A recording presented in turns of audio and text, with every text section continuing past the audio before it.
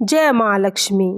प्रिय भक्तजनों, आज हम श्रवण करेंगे गुरुवार के दिन महालक्ष्मी व्रत की कथा। मार्गशीर्ष मास के पवित्र गुरुवारों को यह व्रत संपूर्ण सृष्टि को समृद्धि, सौभाग्य और शांति प्रदान करने वाला माना गया है। यह कथा केवल एक उपवास की कहानी नहीं, बल्कि विश्वास, भक्ति और माता लक्ष्मी के साक्षात कृपा प्रसाद की अमृत गाथा है। वह कथा जो माँ महालक्ष्मी की कृपा से जीवन के हर दुख, हर दरिद्रता और हर कलेश को दूर कर देती है और सुख, शांति, वैभव, ऐश्वर्य की प्राप्ति कराती है। जो भक्त सच्चे मन से इस व्रत को करता है, उसकी संपूर्ण इच्छाएं पूरी होती है। और कहा भी गया है, ओम धन प्रदायो नमः नमः। जो भक्त श्रद्धा और प्रेम से इस व्रत को करता है या कथा को सुनता है या दूसरों को सुनाता है, उसकी सभी मनोकामनाएं पूर्ण होती हैं और उसकी गरीबी दूर हो जाती है और माँ लक्ष्मी का वास बना रहता है घर में। मार्गशीर्ष मास के गुरुवार की यह पवित्र और अद्भुत कथा व्रत जो धन, सुख, समृद्धि सभी को भर देती है।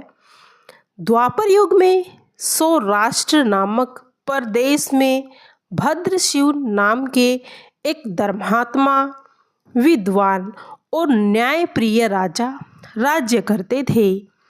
चारों वेदों, 6 शास्त्रों और 18 पुराणों के ज्ञाता थे। उनकी रानी का नाम सूरत चंद्रिका था, जो अत्यंत रूपवती, पतिव्रता और गुणों की मूर्ति मानी जाती थी। उनके एक पुत्र और एक कन्या भी थी। कन्या का नाम श्यामबाला था। एक दिन महालक्ष्मी जी ने बैकुंठ लोक से विचार किया, मैं देखूं कि पृथ्वी पर कौन सा ग्रह मेरे प्रति सच्ची प्रेम और भक्ति से पूजा करता है। जब उन्होंने देखा कि राजा भद्रशिव के यहाँ धन धान्य की कोई कमी नहीं है, परंतु भक्ति का अभाव है, तो उन्होंने निर्णय लिया कि वे स्वयं पृथ्वी पर जाएंगी। उन्होंने सोचा, यदि मैं किसी निर्धन के घर जाऊंगी तो वह धन पाकर भी स्वार्थी हो जाएगा, पर यदि मैं किसी धर्मात्मा के घर जाऊंगी तो वह धन का सदुपयोग करेगा। ऐसा सोचकर माँ महालक्ष्मी ने एक वृद्ध ब्राह्मणी का रूप धारण कर लिया। श्वेत कपड़े पहने, हाथ में लाठी ली और महल की ओर चल पड़ी। जब वे राजा के द्वार पर आ गई तो उनके चेहरे से तेज निकल रहा था। दासी ने उन्हें देखा और बोला, अम्मा, आप कौन हैं? वृद्धा बोली, बेटी, मेरा नाम तो कमला है। मेरे पति भुवनेश हैं। हम द्वारका में रहते थे। मुझे तुम्हारी रानी से मिलना है। दासी अंदर गई और कहने लगी रानी से, महारानी, बाहर एक तेजस्विनी वृद्धा आई है। रानी, जो ऐश्वर्य और अहंकार में डूबी हुई थी, बोली, मुझे किसी अजनबी से मिलने की फुर्सत नहीं है। भेज दो उसे, कहीं और चली जाएगी। दासी ने पुनः कहा, महारानी, उनके मुख से दिव्य प्रकाश निकल रहा है। रानी बोली, ठीक है, बुला ले, पर जल्दी भेज देना।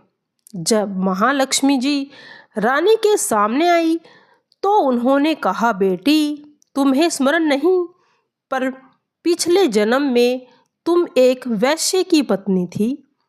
गरीबी के कारण तुम्हारा पति तुम्हें प्रतिदिन अपमानित करता था। एक दिन तुम दुखी होकर घर छोड़कर जंगल में चली गई थी और भूख प्यास से व्याकुल होकर रो रही थी। तब मुझे तुम पर दया आई और मैंने तुम्हें श्री महालक्ष्मी व्रत की कथा सुनाई।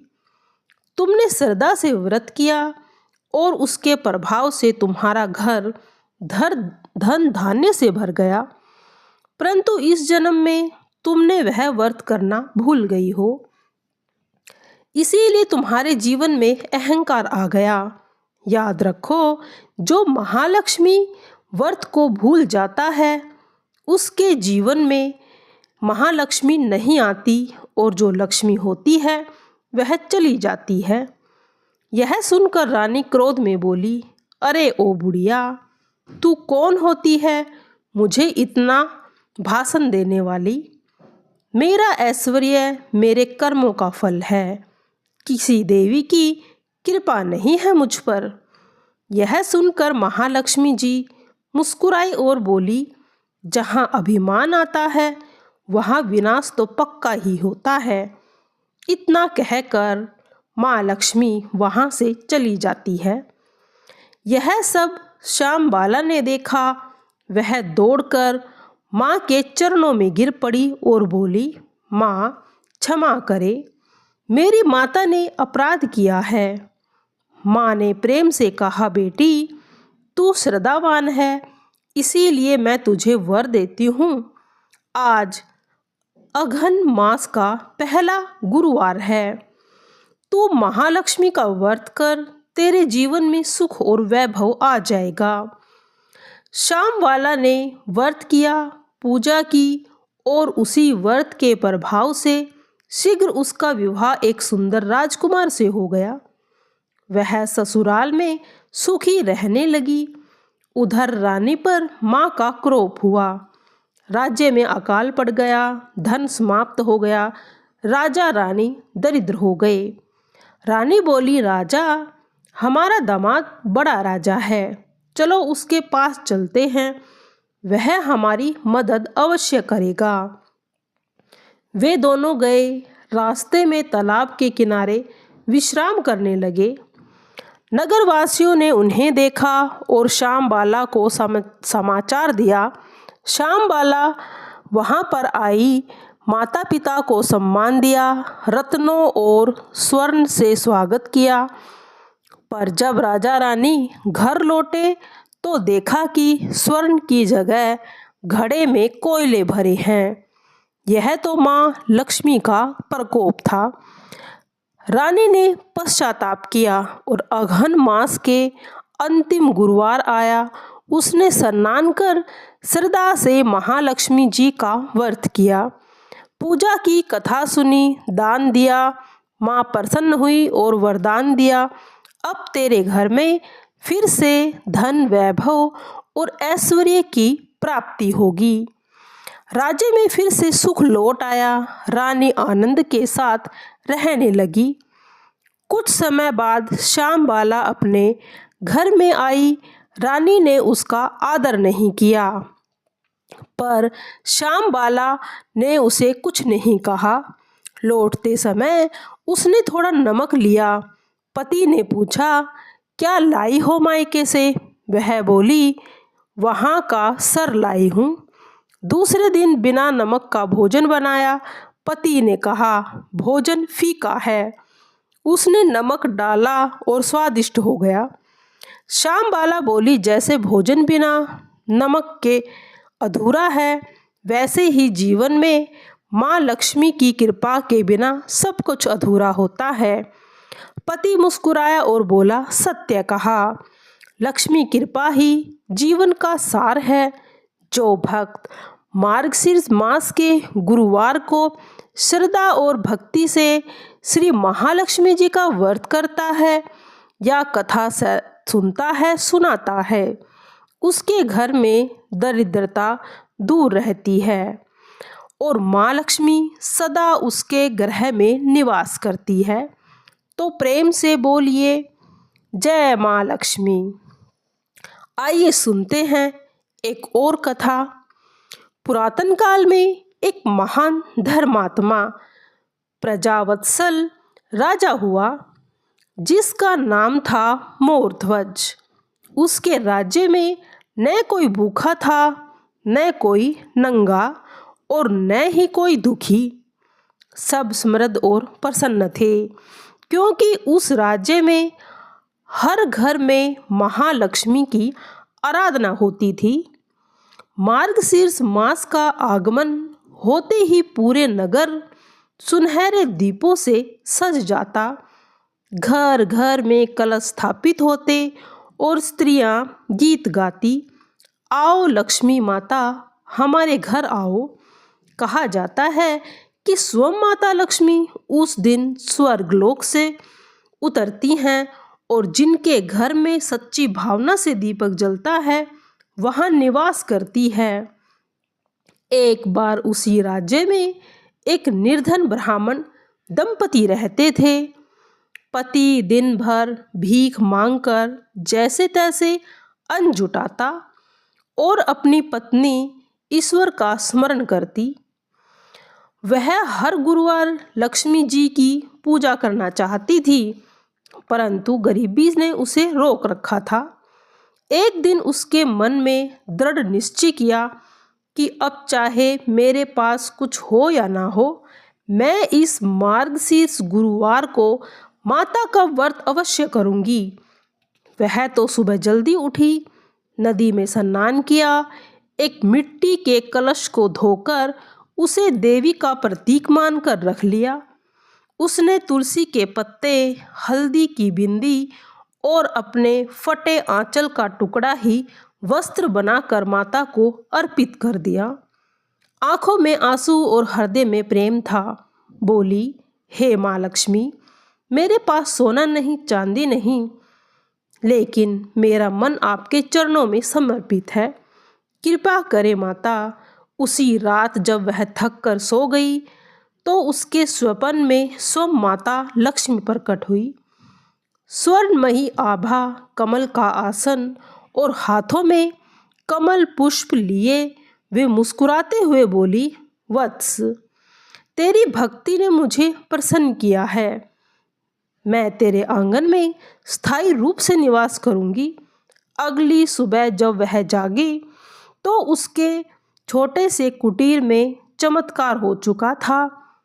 फर्श पर चांदी के सिक्के, कोने में अनाज के बर्तन, दीवार पर सजे वस्त्र और सुगंध से महकता वातावरण।